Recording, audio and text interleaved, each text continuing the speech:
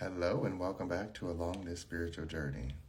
So, whichever connection you choose, may it be monogamous or in a polygamous open relationship or whatever blend of connections you choose, remember it's all about discipline of self, okay? I see a lot of debate going back and forth over would you be in a monogamous relationship or a polygamous relationship, or people who are in open relationships while they're in a relationship looking for others. There's so many combinations that have been born in the last few years. And I'm a type of person where I respect all choices. But the reality is, people have to remember that this is a discipline of each choice. And how you are disciplined in that choice is going to then dictate your beliefs around how to protect that choice.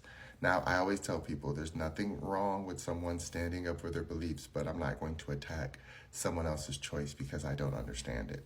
What I will say is, I want to make sure that everyone understands to have healthy connections and healthy relationships, no matter who they're with, because you have to first make sure you have that healthy relationship with yourself. When we talk about dating the self, this is the first concept that matters the most. When you are single, you date yourself.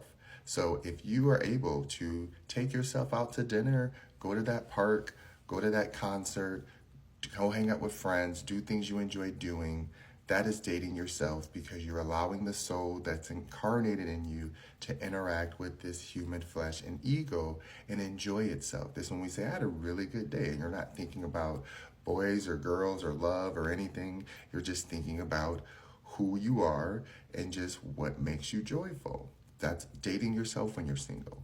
When you're in a monogamous relationship, I feel it's more about the discipline of saying that I enjoy putting energy into one person. I enjoy knowing that one person allows me to feel safe and interact in this way, and that I love them on so many different levels that, yes, maybe I can't have sex with other people, but there's so many other things about this one person that make up for that. That brings me joy in a play that not most people will understand, but it's a discipline. In polygamous relationships, it's a discipline. You have to learn how to be open enough to love multiple people and have a heart big enough and an ego small enough that they allow yourself to not feel jealous, not over excessive about who they're talking to or what they're doing, but you respect your core people. Remember, polygamy is not about sleeping with everyone. You can do that when you're single. Polygamy is about finding partners that you trust, or finding a partner that you trust, and living your life. And if you guys choose to have open connections and relationships with others, you can do so. But you have to be healthy enough in your being to be okay with your person giving their energy to others, because that's what they're doing. It's not disrespectful if you both agree to it, but you have to be disciplined and self enough to say, we both have enough to give that we can give it to others, but give the majority of it to each other, because that is your core base. This is my interpretation. Correct me if I'm wrong. Again, if you're monogamous, it's more about half-seas. If you're a polygamy, it's a multiple, but just saying that you can and you want to. I always say this. As long as you know that if you're in any interaction with anyone sexually, physically, emotionally, spiritually, that you're not draining yourself of essential energy that makes you feel like you're you. When you start feeling like an empty shell and it doesn't feel natural, then you have the answer that matters most, and that is trusting your body and taking yourself out of any situation that makes you feel uncomfortable, whatever it might be. So if you're uncomfortable being single, then you got to go put yourself out there in situations that are going to allow you to just be happy and be you, but also you're okay with stepping outside of places that make you comfortable, because that's where you're going to meet someone. Remember, life begins outside of your comfort zone. In a monogamous relationship, you're always going to see people that you're attracted to and that you find beautiful. But that doesn't mean that you want them physically. You can have sexual thoughts. That doesn't mean that you're going to have sex with them. A human is a human. You're not going to take emotions away. But you do say, I have the discipline itself to say, I have a person at home that even though that person got me going, that person gets me going even more, and that turns me on. And it doesn't matter if it's physical, it's emotional and spiritual. That's why building a home and a house is important.